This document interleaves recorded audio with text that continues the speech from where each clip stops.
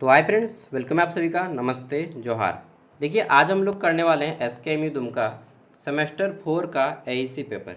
Okay, तो चलिए, ये जो पेपर है आपका इस बार ऑब्जेक्टिव आ रहा है। ठीक है, और एईसी पेपर हिंदी, इसका मैंने ऑब्जेक्टिव अभी तक क्लास नहीं लिया है, लेकिन इस बार से क्लास ऑब्जेक्टिव में मैं शुरू कर रहा हूँ। ठीक है ना।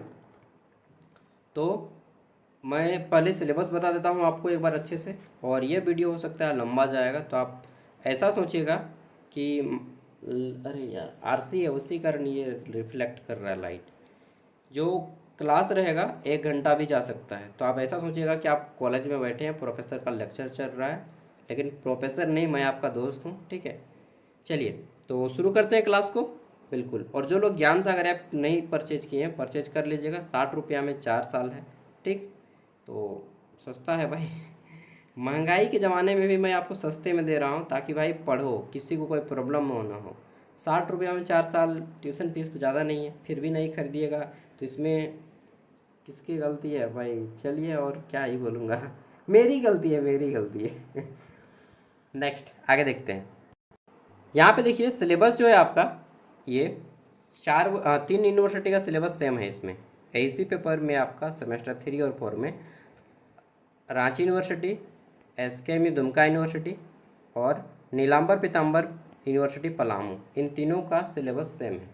ठीक है, इसमें आपका 2 यूनिट पढ़ना है। एईसी पेपर हिंदी में 2 यूनिट पढ़ना है।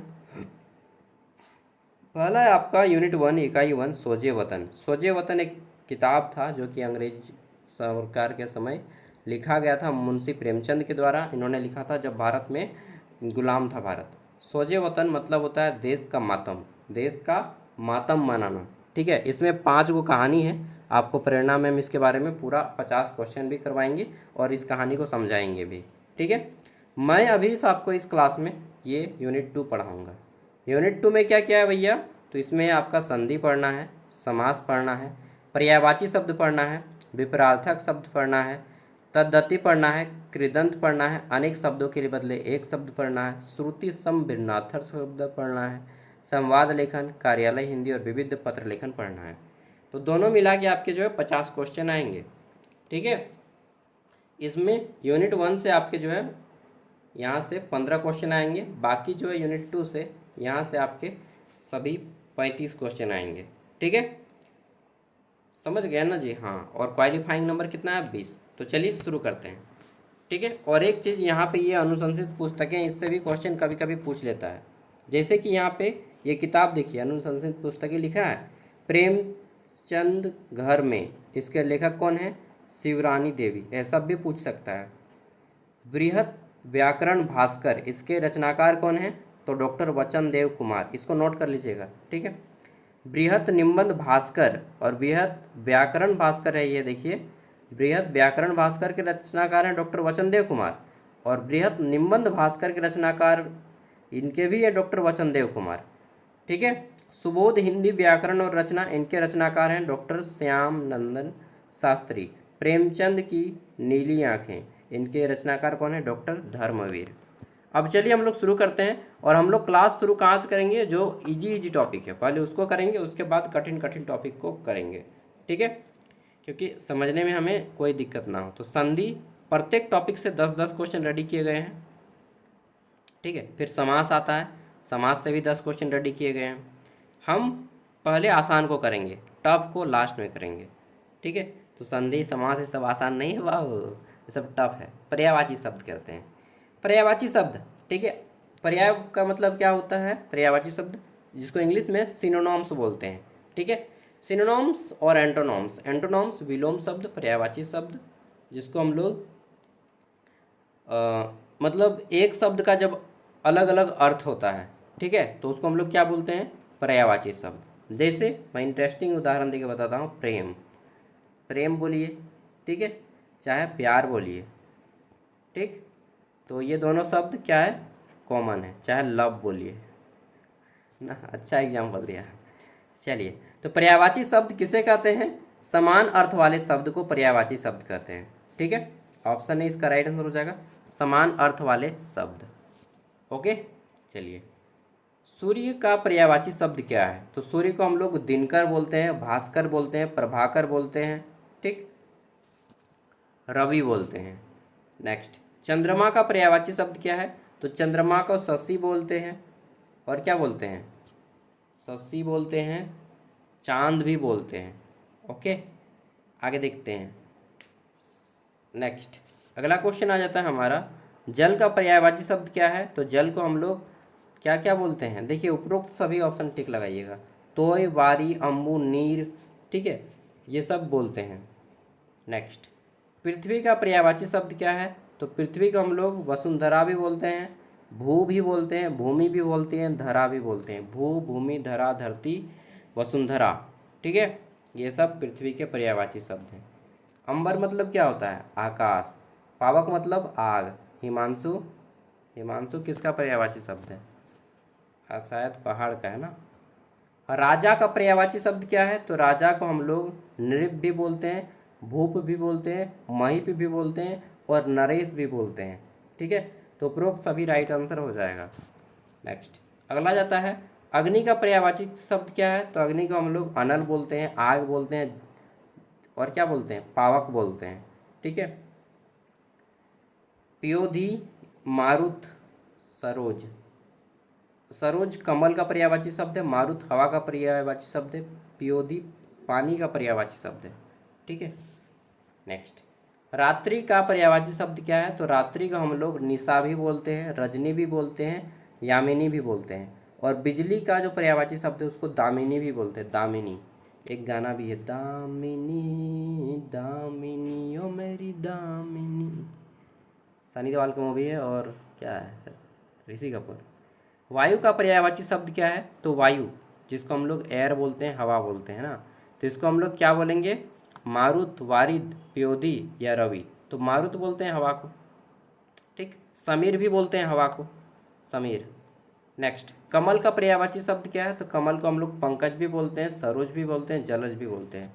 पुष्प का पर्यायवाची शब्द क्या होता है? तो पुष्प का फूल भी बोलते हैं, ठीक, सुमन भी बोलते हैं, प्रसून भी बोलते हैं। तो आपको पर्यायवाची शब्द यहाँ से पूछा जाएगा, ठीक है, यहाँ से नहीं, कहीं से भी पूछा जाएगा। मैं यहाँ पे वैसे पर्यायवाची शब्द या वैसे एग्जाम्पल आपको बता रहा हूँ जो एग्जाम में आने की संभावना रखती हैं, या आपका एक कॉमन सेंस डेवलप हो जाए इससे। ओके, नेक्स्ट, विलोम शब्द या विपरार्थक शब्द, ठीक, जिसको एंटोनॉम्स भी बोलते हैं। ओके, आपको ऐसा भी क्वेश्चन आ सकता है कि इनमें से कौन सूरज का पर्यायवाची शब्द नहीं है, ऐसा भी आ सकता है, ठीक है। और ऐसा भी आ सकता है कि इनमें से कौन विपरार्थक शब्द, आग का विपरार्थक शब्द नहीं है, ऐसा भी आ सकता है, ठीक है। तो उसको भी ध्यान रखना है। विपरार्थक शब्द किसे कहते हैं? तो उल्टा अर्थ देने वाला, विपरीत अर्थ देने वाला शब्द को विपरार्थक शब्द कहते हैं। ऑप्शन बी इसका राइट आंसर हो जाएगा। दिन का रात, ठीक, दिन रात। संध्या को क्या बोलते हैं? संध्या को सुबह, रात दिन। प्रभात, हाँ, संध्या का प्रभात भी बोल सकते हैं, प्रभात मतलब होता है दिन, ठीक है। उजाला, उजाला का क्या होगा? अंधकार। नेक्स्ट, सुख का दुख, पीड़ा का क्या बोलेंगे? पीड़ा का, पीड़ा का, सुख का दुख, पीड़ा को भी दुख बोल सकते, ठीक है, वही हो गया दुख, लेकिन यहाँ पे हम लोग पीड़ा की जगह पे, पीड़ा का पर्यायवाची शब्द उल्टा शब्द क्या होगा जी? पीड़ा। प्रेम, प्रेम का तो घृणा का प्रेम होता है। संकट क्या हो जाता है? अवसर, कष्ट। चलिए, टफ टफ दिया है इसमें। अंधकार का पर्यायवाची शब्द क्या होता है? तो प्रकाश, ठीक, लेकिन प्रकाश भी होता है, ज्योति भी होती है, उजाला भी होता है। उपरोक्त सभी इसमें राइट आंसर हो जाएगा। आगमन का विलोम शब्द क्या होगा? आगमन मतलब आना, तो प्रस्थान करना भी हो जाता है, निर्गमन करना भी हो जाता है, गमन करना भी हो जाएगा। ऑल ऑफ दिस इसका राइट आंसर हो जाएगा उपरोक्त में सभी। सत्य का विपरीतक शब्द क्या है?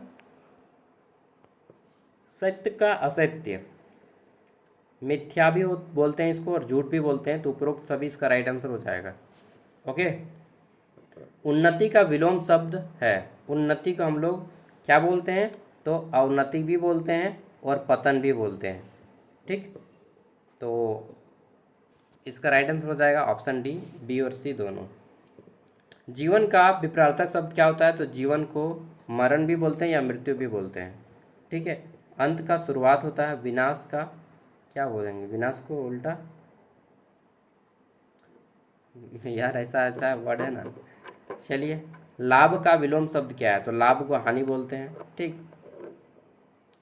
नेक्स्ट, नया का विपरीतार्थक शब्द क्या है, तो नया का पुराना भी बोलते हैं, प्राचीन भी बोलते हैं और जीर्ण भी बोलते हैं।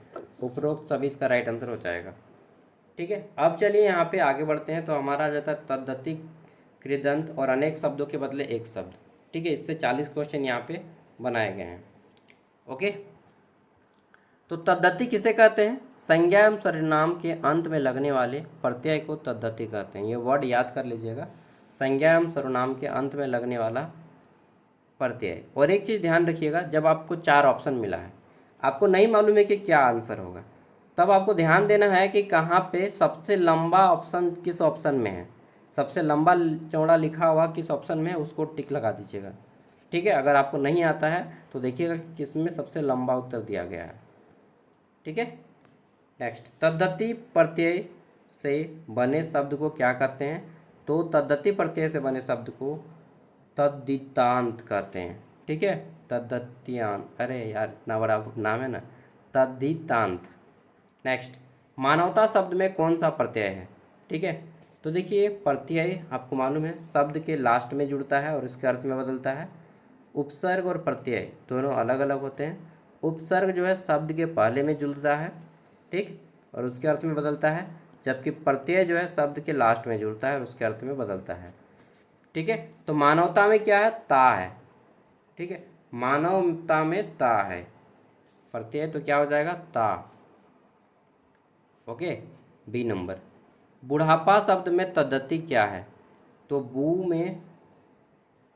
बूढ़ा में आपा जोड़ा गया है, क्या जोड़ा गया है, एक तरह से संधि विच्छेद कीजिए, तो बूढ़ा जोड़ बुढ़ा जोड़ आपा, तो बुढ़ापा, ठीक है, ये आपा हो जाएगा। संधि विच्छेद करके देखिएगा तो आपको पता चल जाएगा तद्धित प्रत्यय, ओके। नेक्स्ट, बालकपन शब्द में कौन सा प्रत्यय है, तो देखिए यहाँ पे लास्ट में क्या है, पन, पन कहाँ पे है, ऑप्शन बी, तो बी नंबर हो गया, ठीक। प्रत्यय पकड़ लीजिएगा आसानी से। लकड़हारा शब्द में कौन सा प्रत्यय है, तो लास्ट में क्या है, हारा, हारा कहाँ पे है, अच्छा इसमें भी एक हारा है, इसमें भी एक हारा है, तो ऑप्शन ए और सी दोनों हो जाएगा यार, ठीक है। ऐसा ऐसा कभी कभी ऑप्शन आपको मिल जाता है, तो ऐसे में आप ए मारिए चाहे सी मारिए, दोनों ऑप्शन सही रहेगा, ठीक है। पंजाबी शब्द में कौन सा प्रत्यय है, तो देखिए यहाँ पे क्या आ जाता है, पंजाबी, तो बोलिएगा बी होना चाहिए, नहीं, पंजाबी में जो है ना ई अलग किया गया, पंजाब, पंजाब, ठीक है, जोड़ ई, ये हो गया ई, तो इसको बोलते हैं पंजाबी। ये जो इधर है बी, ये दुर्गई है, और सही दुर्गई है जो है तो ये दुर्गई है, पंजाबी, ओके। उसी तरह से गुलाबी, एक है गुलाबी, तो गुलाब में यदि हम ई जोड़ देते हैं तो हो जाता है गुलाबी, ठीक है। आसमानी, आसमान में यदि हम ई जोड़ देंगे तो हो जाएगा आसमानी, इस वर्ड को ध्यान रखिएगा। विद्यार्थी शब्द में बताइए क्या है, तो विद्यार्थी में विद्या, विद्या, विद्या में हम क्या जोड़ दिए हैं, थी, एक मिनट यार, विद्यार्थी में भी आपका दुर्गई ही आएगा, ओके, थी नहीं होगा, अर्थ का अनर्थ हो जाएगा, विद्या जो अर्थ ही नहीं होगा, ये आएगा, ठीक है। कुछ कुछ वर्ड है जिसको आपको याद कर लेना है। दास्ता शब्द में क्या प्रत्यय आएगा, तो हाँ, तो यहाँ पे आप देख लीजिएगा लास्ट में क्या है, ता है, तो दास्ता हो जाएगा, दास्ता में ता हो जाएगा, ठीक है। पन तो होगा नहीं, कहीं पे हो ही नहीं, इक भी नहीं होगा, ई भी नहीं होगा, कन्फ्यूजन ऐसे वर्ड में नहीं होगा, कन्फ्यूजन आपको जो लास्ट में हर सही दुर्गई देगा तो उसमें कन्फ्यूजन होता है थोड़ा। तद्धित शब्द का संबंध किससे है, तो संज्ञा और सर्वनाम से है, ओके। नेक्स्ट, अब आता है कृदंत, कृदंत से फिर 10 क्वेश्चन है, चलिए आगे बढ़ते हैं। तो क्वेश्चन क्या है, कृदंत किसे कहते हैं, तो देखिए धातु में प्रत्यय लगाकर बने शब्द को कृदंत कहते हैं। धातु मतलब मेटल नहीं, ठीक है, धातु मतलब मूल शब्द, ठीक है। तो धातु में प्रत्यय लगाकर यदि हम कोई नया शब्द बनाते हैं तो उसको कृदंत बोलते हैं। जैसे जैसे जो धातु होता है मूल शब्द होता है, धातु किसको हम बताएंगे, किस शब्द का धातु निकालेंगे, देखिए, धातु जो होता है ना, क्रिया का मूल रूप होता है। क्या होता है? क्रिया का मूल रूप। क्रिया के मूल रूप को धातु कहते हैं। ठीक। और धातु में जब हम प्रत्यय लगाकर कोई नया शब्द बनाते हैं तो उसको हम लोग कृदंत कहते हैं। ठीक है, तो याद कर लीजिएगा कि धातु में प्रत्यय लगाकर बना शब्द को कृदंत कहते हैं। कृदंत शब्द किससे बनते हैं? तो धातु से बनते हैं। ठीक है।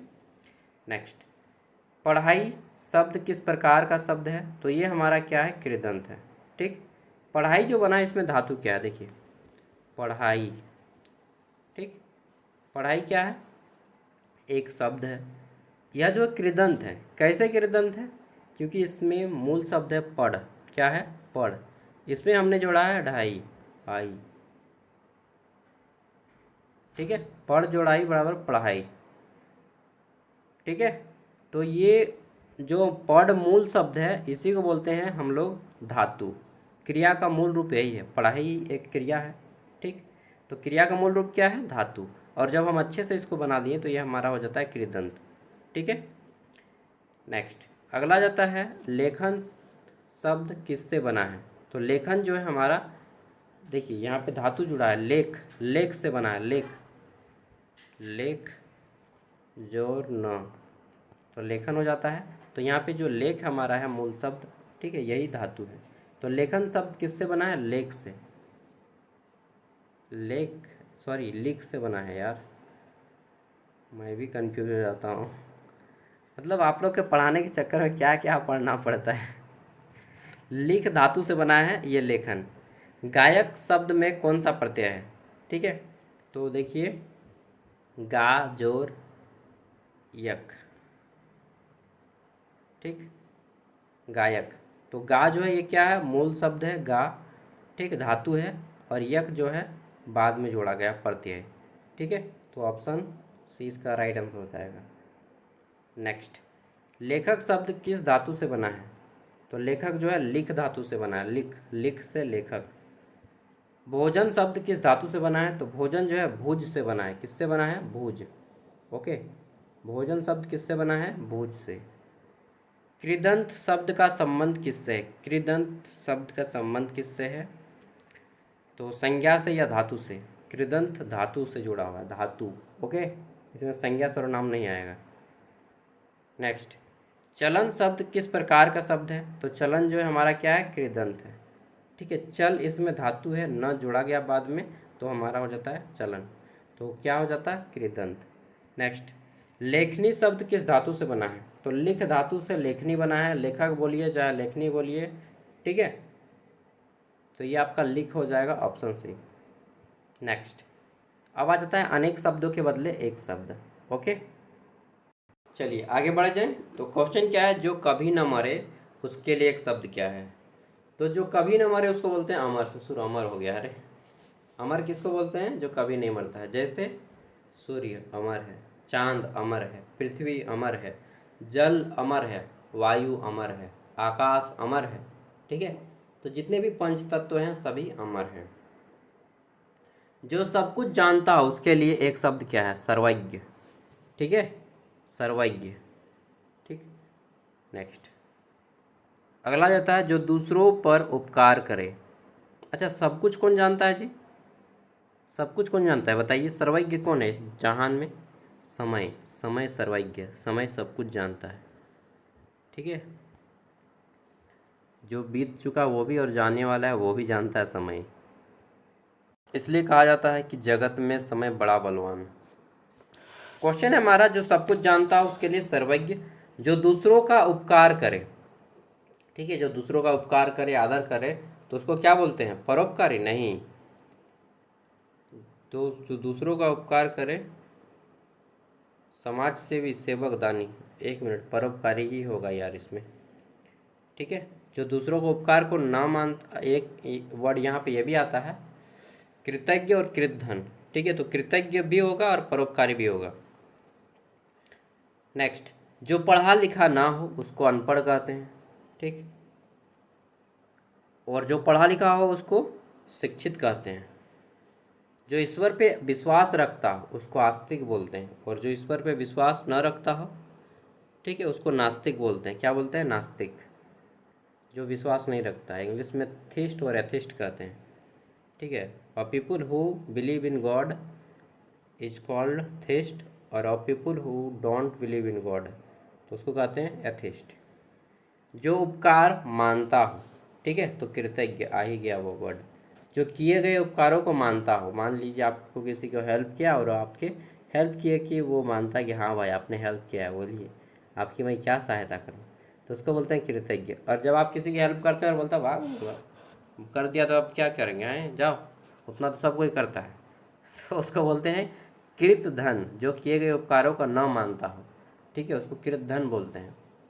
जो दिखाई न दे, जो दिखाई न दे उसको अदृश्य बोलते हैं, ठीक है। जैसे हवा अदृश्य है, हमारा मन अदृश्य है, ठीक। और जो दिखाई दे उसको प्रत्यक्ष बोलते हैं। जो दिखाई दे उसको क्या बोलते हैं, प्रत्यक्ष। और जो नहीं दिखाई देता उसको अदृश्य।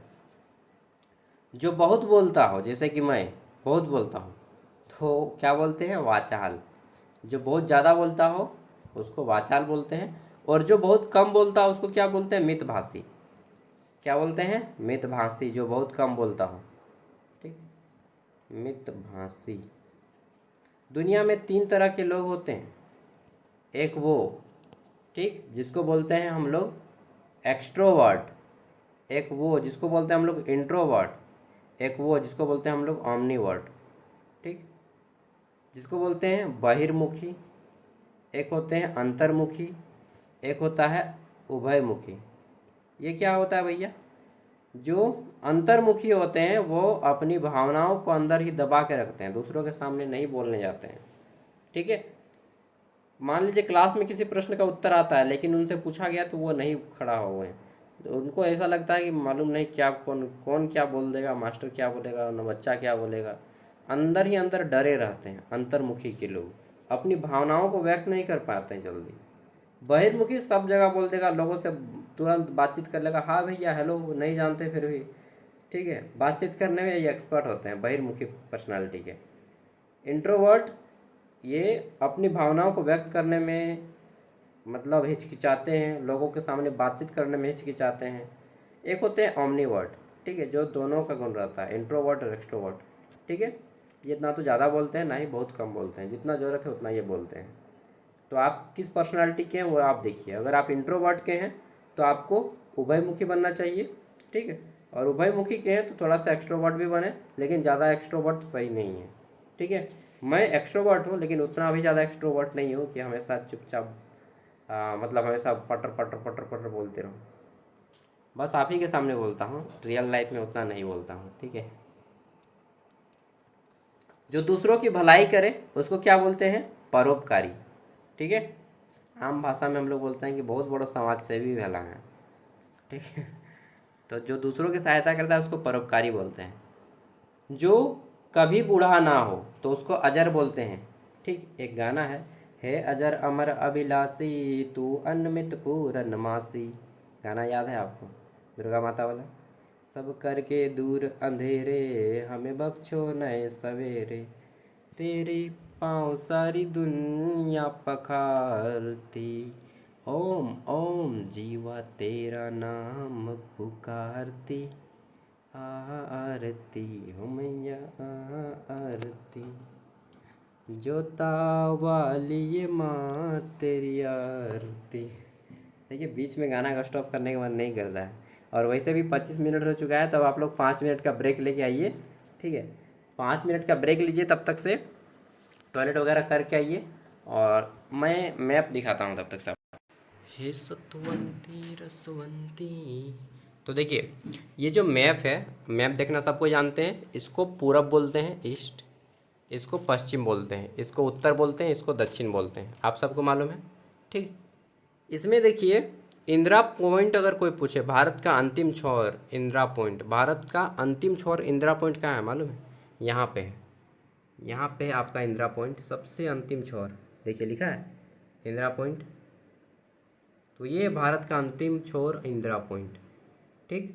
ये अंडमान निकोबार का एरिया, यहाँ तक भारत है, पूरा का पूरा यहाँ से यहाँ तक भारत है, समझ रहे हैं कितना बड़ा है हमारा भारत। इसको बंगाल की खाड़ी बोलते हैं, ठीक, ये तो मालूम है।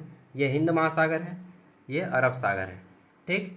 अब यहाँ पे कुछ चीज़ें मैं दिखाता हूँ। ये देखिए लाइनिंग जो आया है ना, ये लाइनिंग, इसको बोलते हैं पूरा उत्तर से दक्षिण गलियारा। ये देखिए को ये लाइन आया है हरा कलर का, ये सीधा लाइनिंग जो है पूरा एकदम नीचे तक आया है।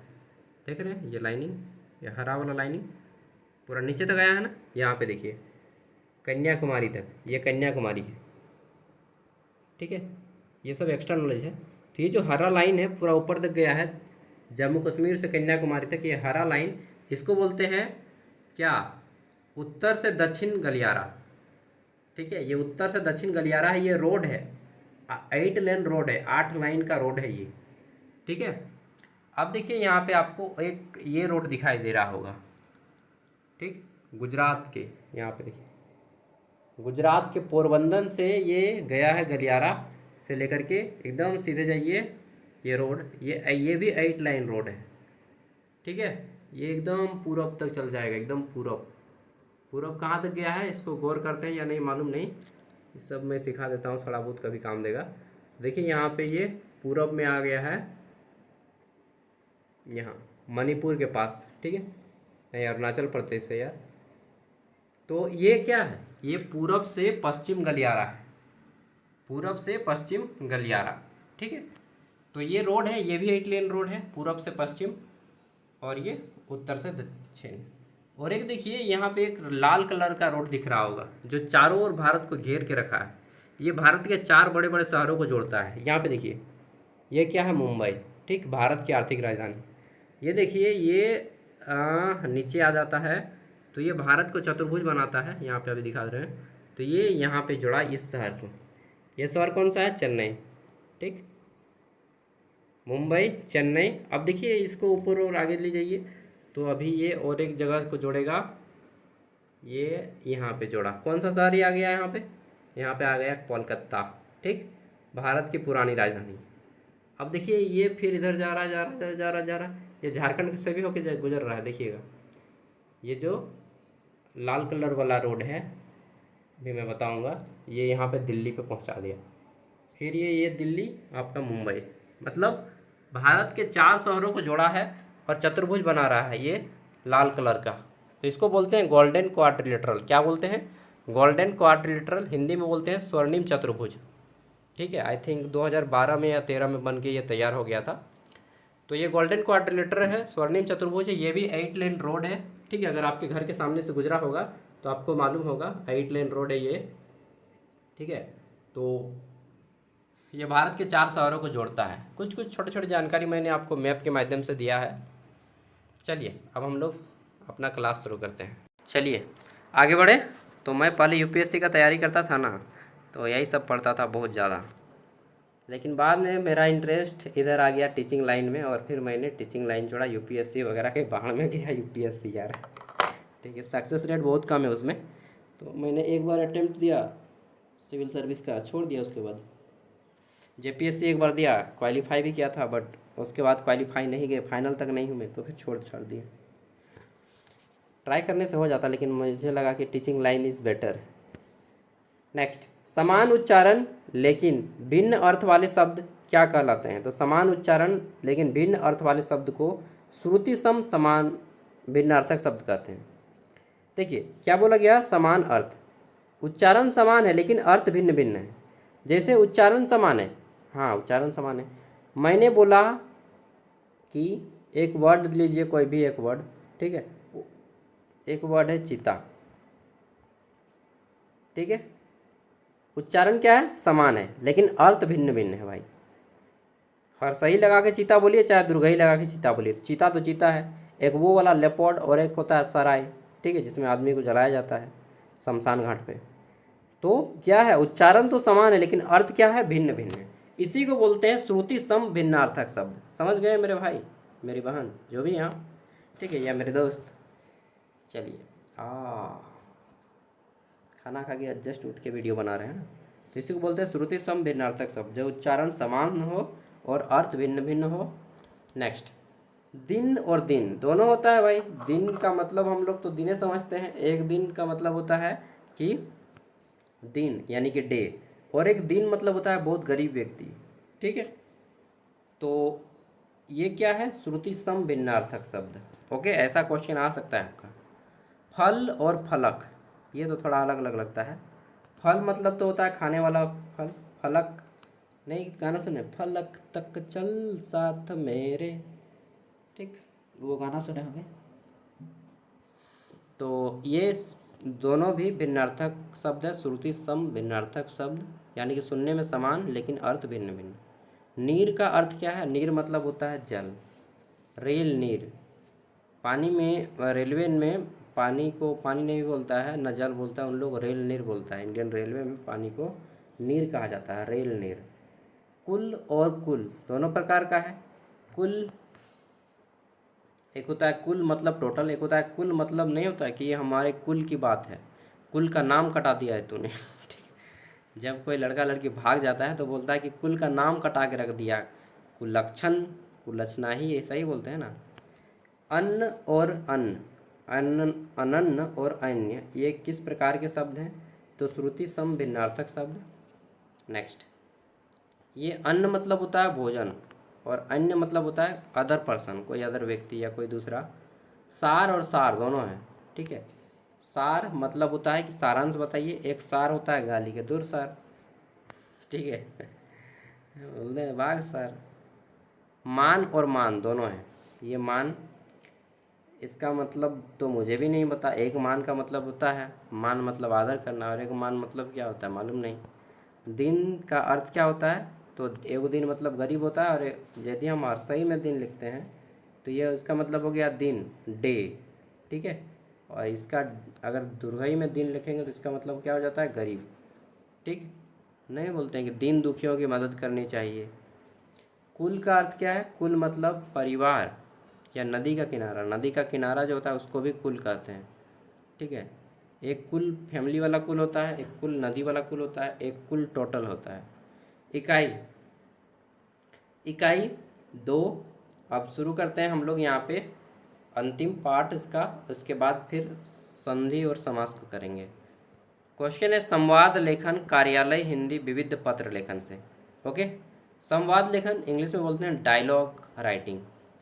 संवाद लेखन किसे कहते हैं? तो संवाद लेखन मैंने क्या बताया, आंसर नहीं आता है, देखिए कि किस ऑप्शन में सबसे लंबा चौड़ा उत्तर लिखा गया, तो ऑप्शन बी में भाई। संवाद लेखन क्या है?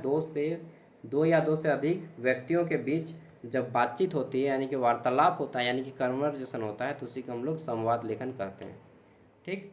जब दो या दो से अधिक व्यक्तियों के बीच में वार्तालाप होता है, बातचीत होती है, कन्वर्जेशन होता है, तो उसको क्या बोलते हैं? संवाद लेखन। चलिए नेक्स्ट, अगला देख लेते हैं। संवाद लेखन में किसका विशेष ध्यान रखा जाता है?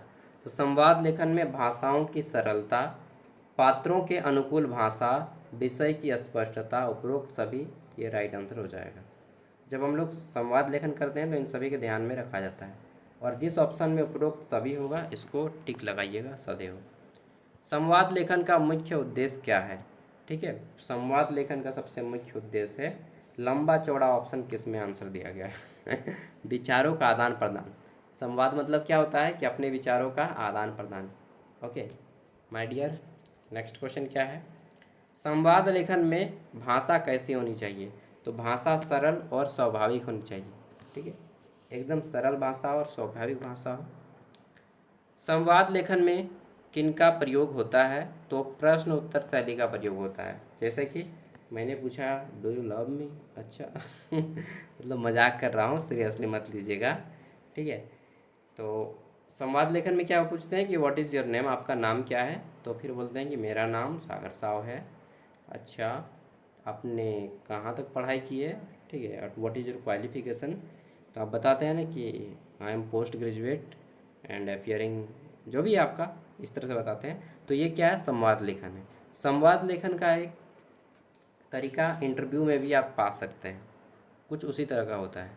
संवाद लेखन में कितने पक्ष आवश्यक हैं? तो दो पक्ष कम से कम होते हैं, एक प्रश्न पूछने वाला, दूसरा उत्तर देने वाला, ठीक है। नेक्स्ट, अगला है संवाद लेखन में पात्रों की भाषा कैसी होनी चाहिए? तो संवाद लेखन में पात्रों की भाषा स्वाभाविक होनी चाहिए। कैसी? स्वाभाविक।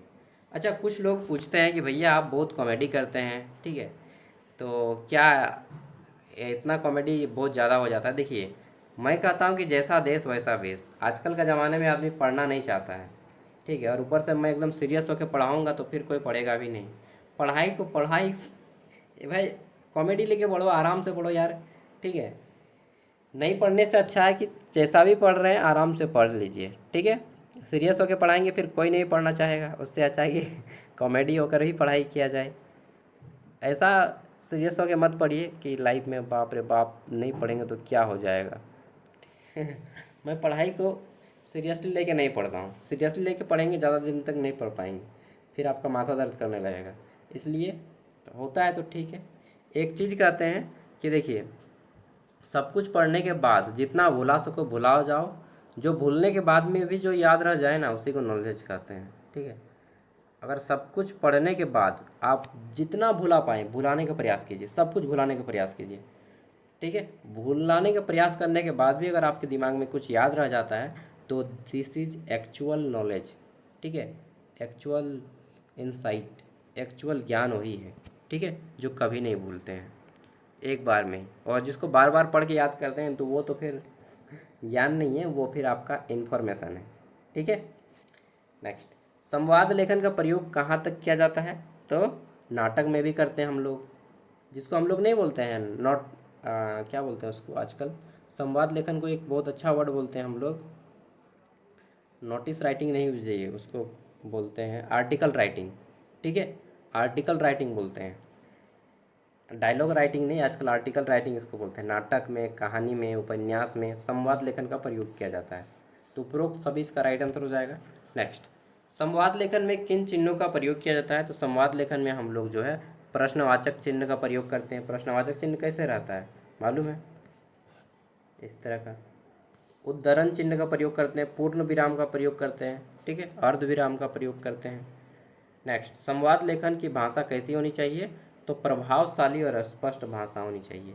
मैंने बताया कि जब आपको प्रश्नों का उत्तर न मिले तो जो उत्तर सबसे लंबा हो उसको मारिएगा, या फिर जहाँ पे इनमें से सभी लिखा हो उसको टिक लगाइएगा, या फिर जहाँ पे ए और बी दोनों लिखा हो उसको टिक लगाइएगा, ठीक है।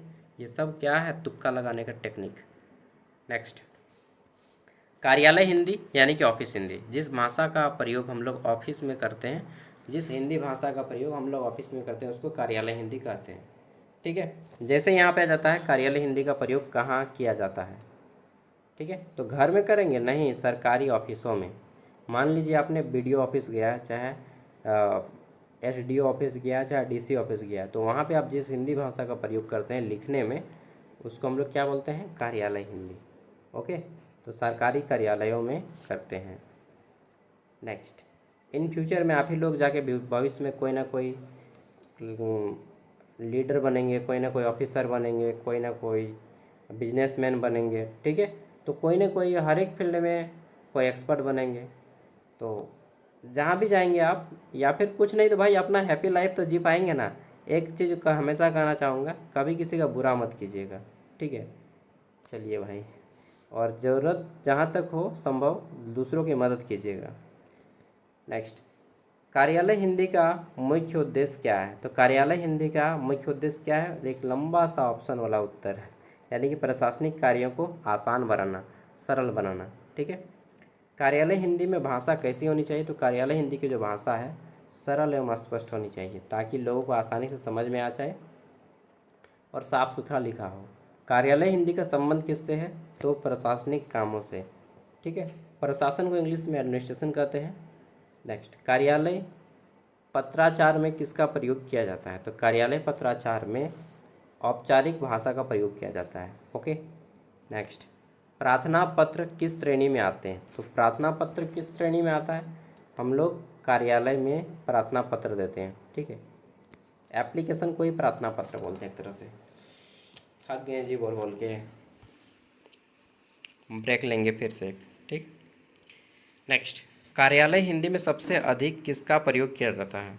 तो हम लोग संक्षिप्त और स्पष्ट वाक्य का प्रयोग करते हैं। संक्षिप्त मतलब छोटा, स्पष्ट वाक्य, ठीक है, क्लियर कट। कामकाजी, सरकारी कामकाज की भाषा को क्या कहते हैं? तो उसको हम लोग राजभाषा हिंदी कहते हैं, ठीक। राजभाषा हिंदी का उल्लेख जो है संविधान का अनुच्छेद 343 में किया गया है। किसमें? 343 में संविधान में हिंदी भाषा का उल्लेख किया गया है। Okay, next. अब 100 क्वेश्चन हो जाएगा, फिर हम लोग ब्रेक लेंगे। ओके, 5 मिनट का ब्रेक लेंगे। आप लोग भी ब्रेक लीजिएगा, मैं तो वीडियो तो रोक देता हूँ, अपना चल जाता हूँ, आप लोग वीडियो रोक के घूम चल जाइएगा। 5 मिनट टॉयलेट कीजिए, पानी वानी पीजिए। ठीक। कार्यालय हिंदी में पत्र के अंत में क्या लिखा जाता है? तो भावदीय लिखा जाता है, भावदीय। ठीक है। कार्यालय हिंदी किस शैली में प्रयोग किया जाता है? तो औपचारिक शैली में, फॉर्मल वे में। अंतिम 10 क्वेश्चन हैं, इसके बाद फिर आपका संज्ञा और समास आएगा। विविध पत्र लेखन, तो इसमें आ जाता है विविध पत्र लेखन 2 प्रकार के होते हैं। कौन कौन? एक होता है औपचारिक, होता है अनौपचारिक। औपचारिक और अनौपचारिक, हाँ। औपचारिक माने भैया, औपचारिक माने कि जिसको आप ऑफिस के लिए लिखते हैं, फॉर्मल। ठीक है, नहीं बोलते कि भाई बहुत आदर के साथ लिखो, सेवा में श्रीमान, ठीक है, रिस्पेक्टेड सर या मैम। ठीक है। और एक होता है अनौपचारिक। अनौपचारिक में भैया जब हम अपने दोस्तों को पत्र लिखते हैं जिसमें रिस्पेक्ट नहीं देते हैं उनको, ठीक है, मेरे प्रिय भाई, जो भी लिखते हैं आसानी से। ठीक है। तो जो होता है रिस्पेक्ट जब आप प्रयोग करते हैं तो उसको हम लोग बोलते हैं औपचारिक, और जो रिस्पेक्ट प्रयोग नहीं करते हैं अपने दोस्तों के लिए चाहे परिवार के लिए, उसको बोलते हैं अनौपचारिक। तो पत्र लेखन औपचारिक और अनौपचारिक दोनों प्रकार का होता है। औपचारिक का प्रयोग हम लोग ऑफिस में करते हैं। मित्रों को कैसा पत्र लिखेंगे? मित्र है अनौपचारिक, ठीक है, नॉन फॉर्मल। प्रधानाचार्य को अवकाश है तो कैसा पत्र देंगे? तो आवेदन पत्र देंगे, फॉर्मल वे में। ठीक है, फॉर्मल मतलब अच्छे अच्छे शब्दों का प्रयोग आदर के साथ। पत्र लेखन में सबसे ऊपर में क्या लिखा जाता है? तो प्रेषक का पता लिखा जाता है। ओके। औपचारिक पत्र में भाषा कैसी होनी चाहिए? तो शिष्ट और अस्पष्ट होनी चाहिए। शिष्ट मतलब आदर के साथ, अस्पष्ट भाषा। प्रिय मित्र किस प्रकार के पत्र में लिखा जाता है? तो अनौपचारिक पत्र में। अनौपचारिक मतलब अपने दोस्तों को लिखने वाला पत्र या अपने फैमिली को लिखने वाला पत्र। पत्र के अंत में क्या लिखा जाता है? तो पत्र के अंत में जो है हस्ताक्षर एवं नाम दिया जाता है। ओके, हस्ताक्षर और नाम। नौकरी के लिए भेजा गया पत्र क्या कहलाता है? तो आवेदन पत्र। एप्लीकेशन कहते हैं उसको, जॉब एप्लीकेशन। अब आ जाता है निमंत्रण देने के लिए किस प्रकार का पत्र लिखा जाता है? तो निमंत्रण, इनविटेशन कार्ड जिसको बोलते हैं। चलिए भाई, अब ब्रेक ले लीजिए। ठीक है, मैं भी ब्रेक ले लेता हूँ और फिर हम लोग करते हैं यहाँ पे संधि और समास को। चलिए आगे बढ़ते हैं। तो क्वेश्चन है हमारा, संधि किसे कहते हैं? संधि, अरे भाई संधि नहीं समझते हैं? जब शादी होता है तो लड़की का बाप, ठीक है, और लड़का का बाप आपस में संधि होता है वहाँ पे क्या होता है? 2 लोगों का मेल होता है। ठीक है, और यहाँ पे क्या होता है? 2 वर्णों का मेल होता है।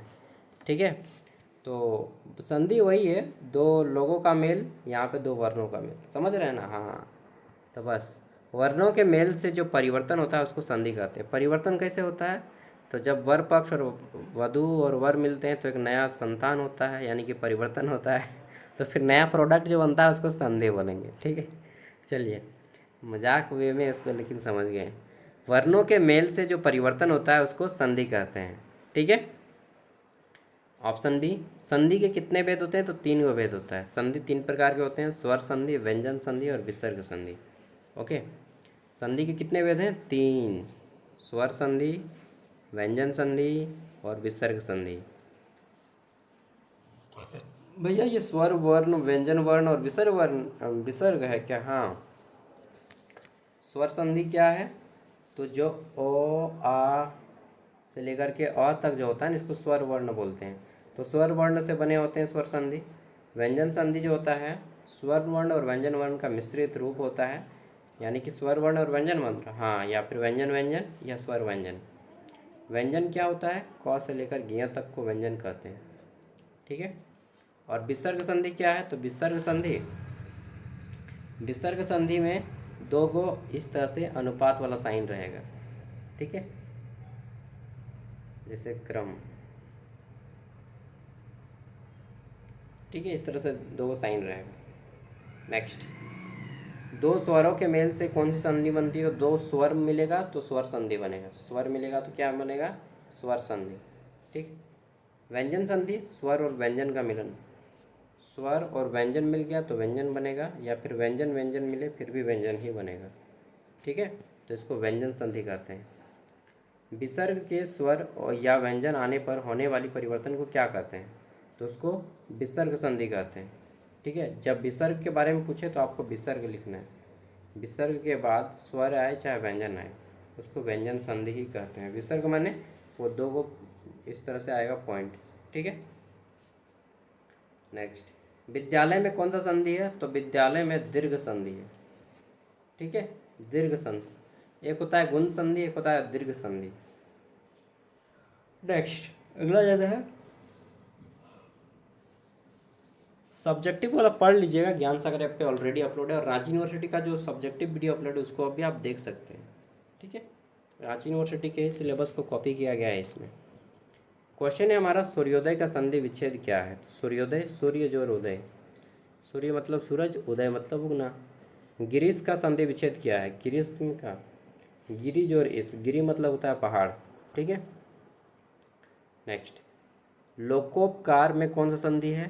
तो गुण संधि। लोगों का उपकार करना क्या है? गुण है एक प्रकार का, तो ये गुण संधि है।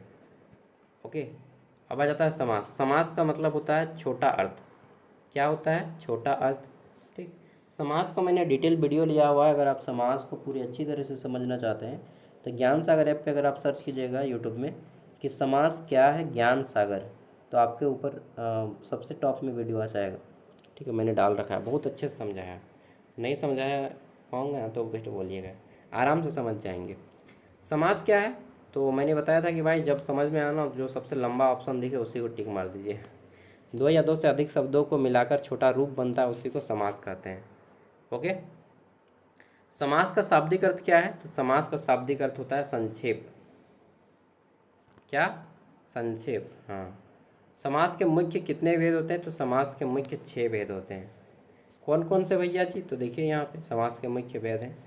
तत्पुरुष, जिस समास का प्रथम पद प्रधान नहीं, जिस समास का अंतिम पद प्रधान हो उसको तत्पुरुष समास कहते हैं। कर्मधारय, जिस समास का पहला पद प्रधान हो उसको कर्मधारय कहते हैं। द्वंद्व समास, जिस समास में दोनों पद प्रधान हो उसको द्वंद्व समास कहते हैं। दोनों पद जिसमें माँ बाप, दिन रात, ठीक है, और उसमें डैश भी होता है। द्विगु समास, जिस समास का पहला पद संख्यावाचक हो। बहुब्रीहि समास, जिस समास में अक्सर भगवान के नाम आते हैं। मैं भगवान का नाम इसलिए बोल दे रहा हूँ कि आते हैं। बहुब्रीहि समास का परिभाषा है कि जिस समास के दोनों पद किसी तीसरे पद की ओर इशारा करते हों। और अव्यय भाव समास, जो समास जो है अव्यय शब्दों से मिलकर बना है, जैसे कि प्रतिदिन, दिन दिन, धीरे धीरे, ठीक है, जोर जोर से, ऐसा ऐसा बना है।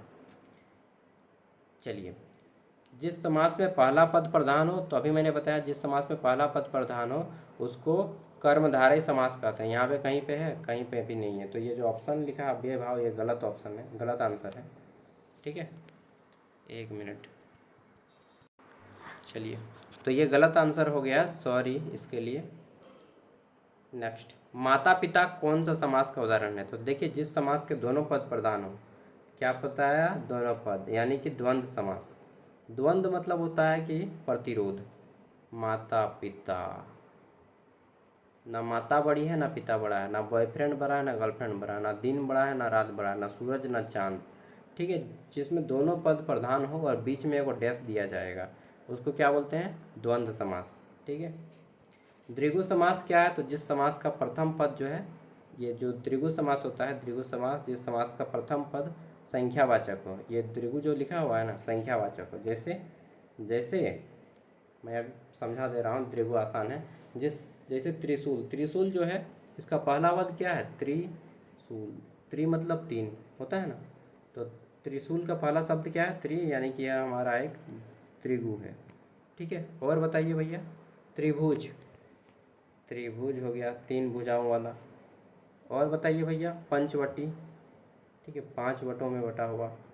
और बताइए भैया, चौराहा, ठीक है, चौराहा, हाँ ठीक है, वो भी एक द्विगु समास है। और भी है बहुत सारा ऐसा वर्ड है।